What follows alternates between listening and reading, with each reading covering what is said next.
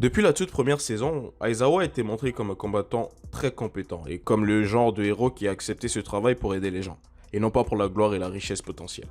En fait, la haine fréquente d'Aizawa envers la presse garantit pratiquement qu'il ne pourra jamais être ce type de héros, même s'il le souhaitait.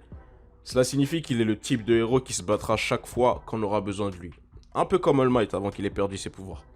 Dans ce cas, il est facile de voir Aizawa repousser ses limites pour aider les gens, ce qui pourrait expliquer en partie pourquoi il est toujours endormi. Cela pourrait également être expliqué par la mort de son cher ami Shirakumo Oboro. Après la mort de son ami, Aizawa est resté traumatisé. Craignant de perdre notre ami de la même manière, il s'est consacré à ses études et à son entraînement.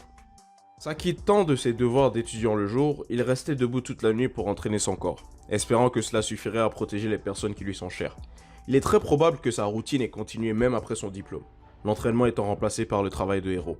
Qui sait, il est même possible qu'il ait simplement ajouté à sa routine, ce qui lui permettrait de se surmener très facilement. Pour ce qui est de s'éparpiller, il est également responsable de l'entraînement privé d'Eri et également de Shinso.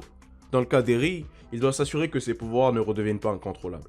Et même si cela ne demande généralement qu'un coup d'œil de sa part, cela requiert son temps et son attention, ce qui peut être épuisant. Shinso est une toute autre affaire, puisque Aizawa entraîne ses capacités physiques. Bien qu'il ne s'agisse pas d'une situation de combat activement dangereuse, le professeur de classe 1A doit tout de même déployer de l'énergie pour montrer à Shinso comment se battre, ou utiliser son écharpe. Il y a aussi la question de son alter, ou plutôt de ses lacunes, qui jouent probablement un rôle dans sa fatigue. Si l'on met de côté le fait que les haltères sont connus pour drainer l'endurance, l'alter d'Aizawa n'est pas aussi surpuissant qu'il n'y paraît. La capacité d'annuler le pouvoir d'un individu simplement en le regardant peut sembler invincible, mais sa faiblesse réside dans sa simplicité. Même s'il annule leur pouvoir, les ennemis ne sont pas nécessairement neutralisés. Le regard ne fait que désactiver leur pouvoir, il ne les soumet pas. Ce qui signifie que si les méchants sont capables de se déplacer et de s'échapper, ou ont des corps naturellement forts, son alter ne sera pas d'une grande utilité. De plus, Aizawa ne bénéficie d'aucun autre type d'amélioration physique grâce à son alter. Cela signifie que son alter est aussi fort que celui d'un humain normal, qui suit le même régime physique que lui. À cause de cela, et de la nature de son alter, son corps ressent la fatigue beaucoup plus fréquemment que les autres. Aizawa est un véritable héros, il n'y a pas de doute à cela.